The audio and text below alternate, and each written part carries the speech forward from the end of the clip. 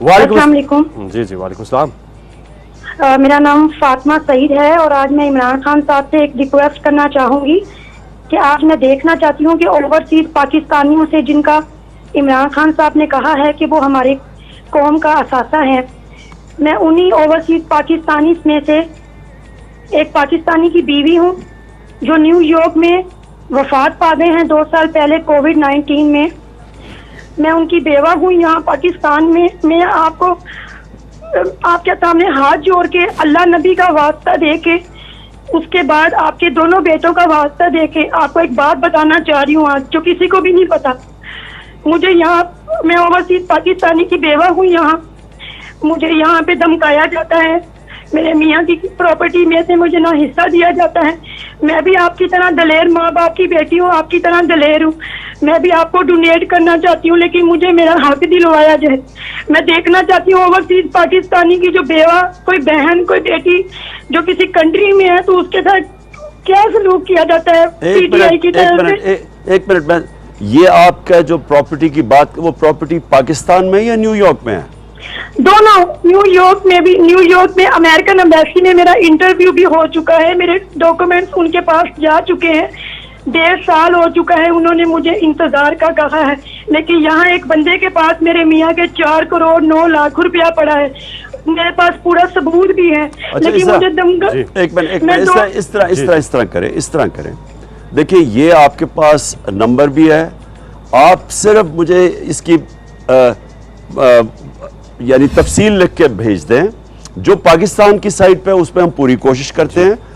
New York में जाहिर है हम यहाँ बैठ के कुछ नहीं कर सकते, बल्कि हम कह सकते हैं किसी को कि आपकी न्यूयॉर्क में आपकी मदद कर सके, क्योंकि हमारा काम है आपकी खिदमत करना, बेवा वहाँ। और मुझे पता है बड़ी मुश्किलात सामना करना पड़ता है एकदम, अगर ऐसा हादसा हो जाए जो आपका है। तो प्लीज़ हमें डिटेल्स भेज दें, उधर से हम कोशिश करेंगे पीटीआई के लोग वहाँ आपकी मदद करें न्यूयॉर्क में, और इधर अगर पंजाब में है तो हमारी गवर्नमेंट है, हम आपकी पूरी मदद करेंगे। कंट्रोल रूम से मैं गुजारिश करूंगा कि इनकी तफसीलात ले लें, इनकी जो कॉन्टैक्ट्स हैं ले लें और प्रॉब्लम इनका समझ लें, और ताकि इनसे रब्ता करके फिर अगले कॉलर हमारे साथ। जी अस्सलाम वालेकुम जी। हेलो। वालेकुम सलाम। जी कौन साहब, कहाँ से बात कर रहे हैं? तो फैसल साहब, नरोज खान बात कर रहा हूँ दुबई से। जी मैं अपनी तरफ से खान साहब से डोनेशन को 30,000 यानी 30,000 पाकिस्तानी रुपए डोनेट कर रहा हूँ। बहुत बहुत शुक्रिया जी, शुक्रिया, बहुत बहुत शुक्रिया। और जी असल में ये जो अभी जी बेवा बात कर रही थी, देखिए जो हमें अपने मुल्क में ठीक करनी है ना चीज़, हमारे बैरून ये पाकिस्तानी जो जाते हैं बड़ी मेहनत करते हैं, लोग मजदूरी करते हैं, 16-16 घंटे काम करते हैं, और फिर ये वहाँ से आमदनी जो भी होती है वो कोशिश करते हैं पाकिस्तान में कोई ज़मीन मिल जाए, कोई किसी बिजनेस पे इन्वेस्ट कर दें। जो सबसे तकलीफदेह चीज़ है कि वो मेहनत करके पैसा यहाँ भेजते हैं, और यहाँ कोई ना कोई फ्रॉड हो जाता है, कोई कब्जा ग्रुप उनकी प्रॉपर्टीज़ पे कब्जा कर देता है।